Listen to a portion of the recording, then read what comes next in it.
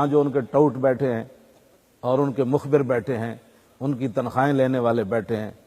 اور دیکھیں پیر صاحب، عجیب بات نہیں ہے، کسی ایک نے بھونک دیا یا ممتاز نے قانون ہاتھ میں لیا، یہ مسئلہ تو پاکستانیوں کو سمجھ آیا، لیکن حضور کے 11 فیصلے ان کو سمجھ نہ آئے. ایسے بھونک دیا کسی نے، ممتاز نے قانون ہاتھ میں لیا، اس کی بات ان کو سمجھ آ گئی، اور حضور کے 11 فیصلے اور پورا قرآن و حدیث اور 1400 سال امت کا جو معمول ہے، جو فقہا کے فتاوے ہیں، ان کے جناب جتنے بھی ارشادات ہیں، 1400 سال تاریخ کا اسے کوئی پتہ نہیں، ایک جملہ کسی نے بول دیا، وہ بکواس کرتا ہے ہر بندہ اٹھ کے. کہا حضور کی عزت کا مسئلہ ہے ہی جدا گانا، ہاں وہ کسی مسئلے پر اس کو قیاس کیا ہی نہیں جا سکتا. ہاں جی، کسی مسئلے پر اس کو نہیں قیاس کیا جا سکتا کہ جو ایسے تھا تو جو ایسے تھا تو یہ ایسے ہے ہی نہیں. اب لوگ آئے دین سیکھنے کے لیے، میرے آقا گھر میں آرام فرما رہے ہیں، انہوں نے باہر سے آواز آئی کہ یا رسول اللہ باہر آئیے، ہم دین سیکھنا چاہتے ہیں. تو اللہ تعالیٰ نے فرمایا ان الذین ینادونک من وراء الحجرات اکثرهم لا یعقلون. میرے حبیب یہ آئے تو دین سیکھنے تھے، تو آپ کے آداب کا ان کو پتہ نہیں تھا، یہ بے عقل ہے. اب اتنی بات رب برداشت نہ کر سکا کہ میرے نبی کے سونے کا ٹائم تھا، تو ایسا اسلام تم نے کیا کرنا ہے کہ میرے نبی کی تعظیم کا تمہیں نہیں پتا؟ تمہیں عقل نہیں تھی؟ میرے نبی سو رہے تھے. اللہ نے قرآن میں آیتیں نازل کر دی. ایک صحابی نے قربانی پہلے کر دی، حضور کی بارگاہ میں آ گئے، حضور ابھی میں نے نماز عید نہیں پڑھی تھی، میں نے قربانی کر دی. حضور نے فرمایا تیری تو قربانی ہوئی نہیں. رب نے قرآن نازل کر دیا، یا ایھا الذین آمنوا لا تقدموا بین یدی اللہ ورسولہ، اے ایمان والو اللہ رسول سے پہل نہیں کرنی. اللہ تو ان چیزوں سے پاک ہے، قربانیوں سے.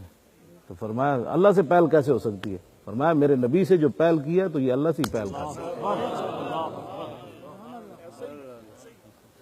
ان مسائل کو سمجھا جائے. قرآن اگر نہیں پڑھا تو پھر نہ تم اتنے حد میں رہو، تمہیں تبصرے کا حق ہی نہیں ہے، وہ اتنی نازک بارگاہ ہے. اور بچے بچے کا کھیل بنا دی، ہر بندہ اٹھ کر کہتے ہیں چونکہ ایسے تھا تو چونکہ ایسے. اس واسطے میں آپ کو یہ بات کر رہا ہوں کہ اس مسئلے کی حساسیت کو سمجھا جائے. ان سے بھی جو ان کے چمچے ہیں، جو ان کے کڑچے ہیں، جو ان کے کونسلر ہیں، جو ان کے چیئرمین ہیں، اور ان کے جناب ایم این اے ہیں، ایم پی ہیں، کے ورکر ہیں، ان کو یہ میں دعوت ایمان دے رہا ہوں، دعوت فکر نہیں، دعوت ایمان دے رہا ہوں. ایمان نام ہی بخدا، خدا کا یہی ہے در، نہیں اور کوئی مفر مکر، جو وہاں سے ہو یہیں آ کے ہو، جو یہاں نہیں تو وہاں نہیں. اس واسطے میں دعوت ایمان دے رہا ہوں کہ چھپکلی دور بیٹھ کر پھونک مارے، وہ بھی جناب ابراہیم کی آگ کو اندر کی خباثت کا اظہار کرے. اس آگ، اس کی پھونک مارنے سے اتنا سیک تھا تو آپ سوچ سکتے ہیں، اوپر سے پرندہ گزرتا تھا جل جاتا تھا. وہ چھپکلی کتنی دور بیٹھ کر اس آگ کو پھونک مانگ رہی ہوگی، کم از کم 2-3 میل تو دور بیٹھی ہوگی. تو اس کی 3 میل دور بیٹھنے سے آگ کیا تیز ہو سکتی تھی؟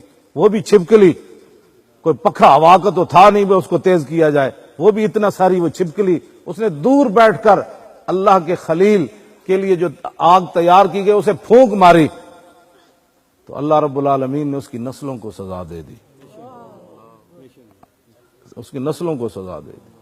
وہ خلیل کے لیے تو ہوتے کہاں خلیل و بنا کعبہ و منا، لولاک والے صاحبی سب تیرے گھر کی ہے، اور مولا علی نے واری تیری نیند پر نماز، اور وہ بھی اثر جو سب سے اعلیٰ خطر کی ہے.